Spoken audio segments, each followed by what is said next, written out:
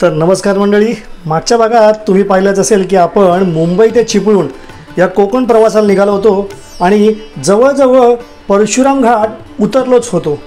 तर म्हटलं वेळेवर आपण पोहोचलोच आहे, तर जाता जाता श्री भगवान परशुरामांचे मंदिर तुम्हाला दाखवूया।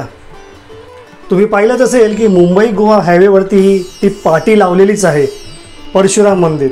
त्यातलं ते परशुराम मराठीमध्ये लिहिलेलं चुकलेलं आहे। हायवेपासून अगदी मंदिराच्या पार्किंगपर्यंत जाण्यास जवळजवळ 7 ते 8 मिनिटं लागतात। रस्ता चढणीचा आहे, चिंचोळ आहे आणि रस्त्याची अवस्थाही थोडीशी खराब आहे। तर थोडक्यात श्री भगवान परशुरामांबद्दल सांगायचं झालं तर ऋषी जमदग्नी आणि माता रेणुका यांचे हे सुपुत्र। कारण बऱ्याच वर्षापूर्वी मी ते पाहिलं होतं आणि मीही आता ते पूर्णपणे विसरलो होतो। भगवान परशुराम हे श्री विष्णूंच्या दशावतारांपैकी 6वा अवतार आहेत आणि भगवान विष्णूंच्या दशावतारापैकी हा एकच अवतार म्हणजे श्री भगवान परशुराम हे चिरंजीवी आहेत। तसे आपल्या पुराणात 7 चिरंजीवी आहेत आणि भगवान परशुराम हे त्या 7 चिरंजीवींपैकी एक आहेत। श्री भगवान परशुराम यांचा उल्लेख रामायण आणि महाभारत या दोन्हींमध्ये आढळतो। पुराणांमध्ये असे लिहिले आहे की जेव्हा कलियुगाचा अंत होईल म्हणजे कली याचा अंत करण्यासाठी भगवान विष्णू 10वा अवतार धारण करतील आणि तो असेल कल्कीचा आणि कल्कीचे गुरु असतील श्री भगवान परशुराम।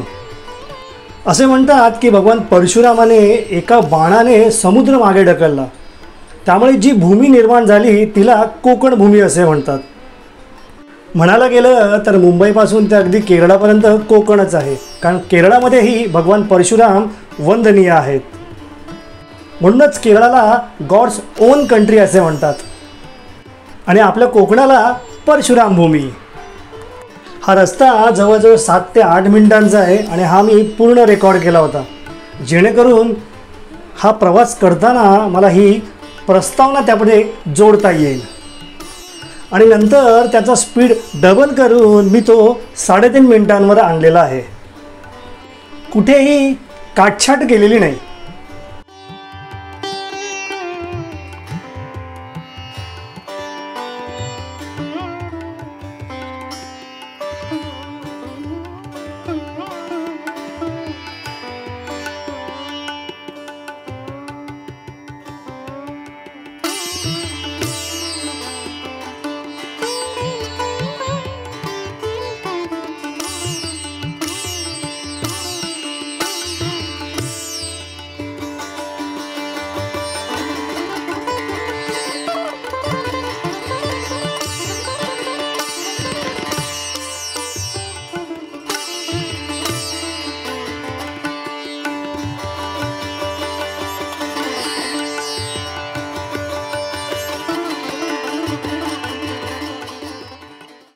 चला, मंदिराच्या पार्किंगमध्ये आपण प्रवेश केलेला आहे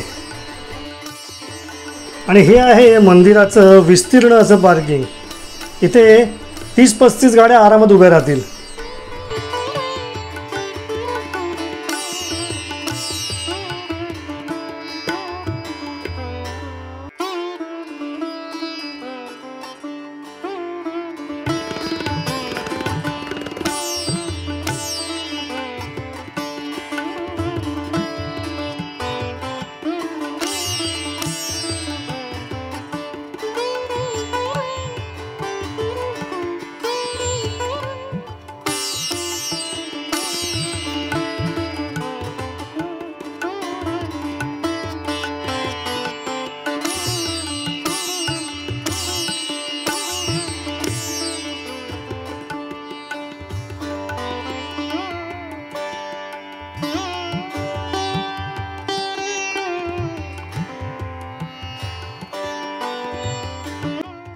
हे मंदिर तसं फार पुरातन आहे, पण याचा जीर्णोद्धार श्री ब्रह्मेंद्र स्वामी यांनी 1700च्या आसपास कधीतरी केला असावा।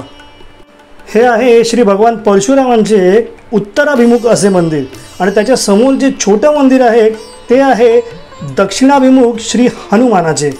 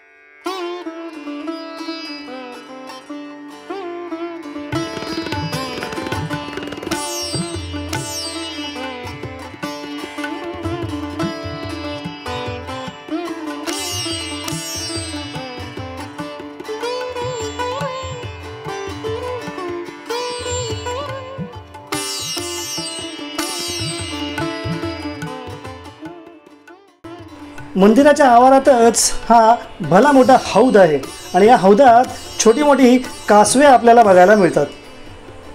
लहान मुलांसाठी ती एक पर्वणीच ठरते. जांभ्या दगडात बांधलेल्या इथे काही दीपमाळा आपल्याला दिसून येतात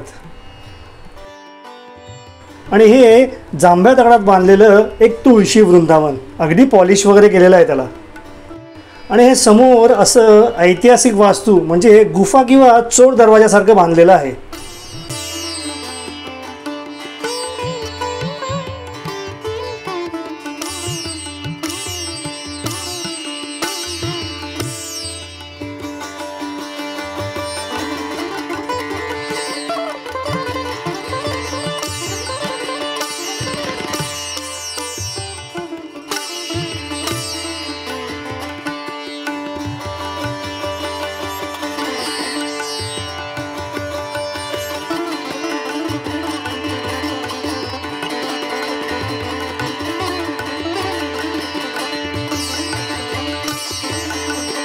आणि ही अजून एक सुंदर अशी जांभ्या दगडात बांधलेली दीपमाळ.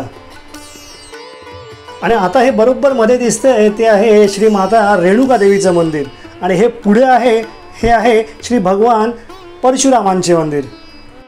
हे आहे यज्ञवेदी म्हणजे यज्ञ करण्याचे ठिकाण. अगदी कौलारू असं आणि लाकडाच्या नक्षीकामासोबत केलेलं असं छान असं हे टुमदार ठिकाण आहे.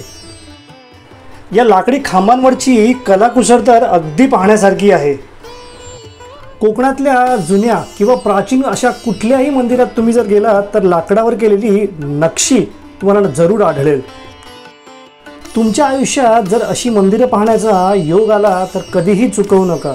कोकणातील आडिवरे येथील महाकाली मंदिर किंवा कशेळीचं कनकादित्य मंदिर, पावसमधील विश्वेश्वराचं मंदिर, जयगड येथील कराटेश्वराचं मंदिर, ही मंदिर बघायचा योग कधीही चुकवू नका. अशी प्रत्येक गावात जुन्या कोकणी धाटणीची मंदिरं तुम्हाला नक्की आढळून येतील.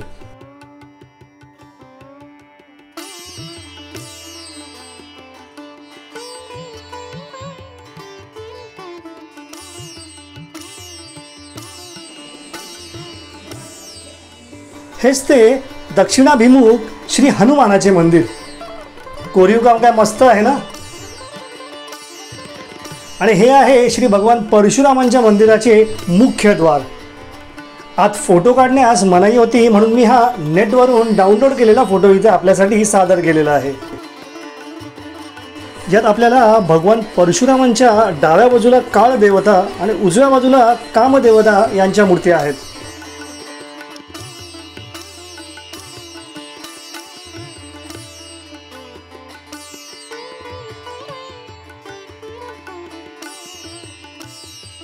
आणि ज्यांनी ह्या परशुराम देवस्थानाचा जीर्णोद्धार केला ते ब्रह्मेंद्र स्वामी यांचं हे स्मृती केंद्र आहे.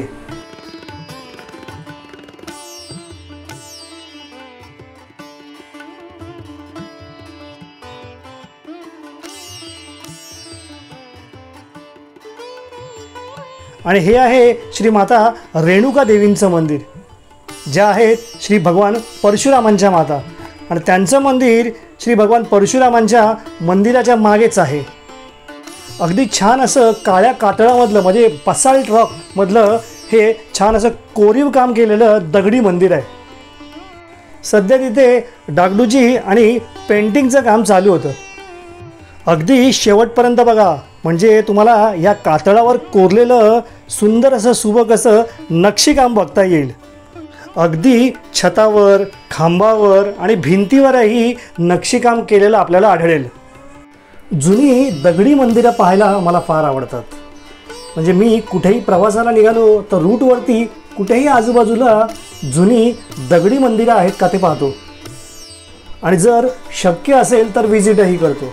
असंच एकदा पंढरपूरला गेलेलो असताना तिकडच्या एका गावामध्ये आम्हाला यमाई देवीचं दगडी मंदिर पाहायला मिळालं. पुणे, सातारा, सांगली, कोल्हापूर, नाशिक, सिन्नर आणि अजून अशी बरीच ठिकाणं आहेत जिथे दगडी मंदिरांचा खजिना आहे आणि तो मला एक्सप्लोअर करायचा आहे, पण तिथे कधी जाणंच होत नाही. आपल्या पुराणात बऱ्याच कथा आहेत, त्यातल्याच काही श्री भगवान परशुरामांच्या आहेत. श्री भगवान परशुरामांनी आपल्या मातेचा वध केला. तो का केला, कशासाठी केला, याचं जर उत्तर तुम्हाला जाणून घ्यायचं असेल तर कुठेतरी यूट्यूबवर सर्च करा, तुम्हाला नक्की उत्तर मिळेल. आता मी ह्या सगळ्या डिटेल गोष्टींमध्ये जात नाही. तुम्ही या भिंतीवरील कोरीव कामाचा आनंद घ्या. माता रेणुका देवीचे दर्शन घ्या. आणि आता इथेच आपण ह्या भागाची सांगता करूया. हा भाग तुम्हाला आवडला असेल तर कृपया लाईक करा, आपल्या चॅनलला सबस्क्राईब करा. स्वस्थ रहा, मस्त रहा आणि पाहत रहा आपले channel travel Bhidu. Keep watching our channel and thanks for watching.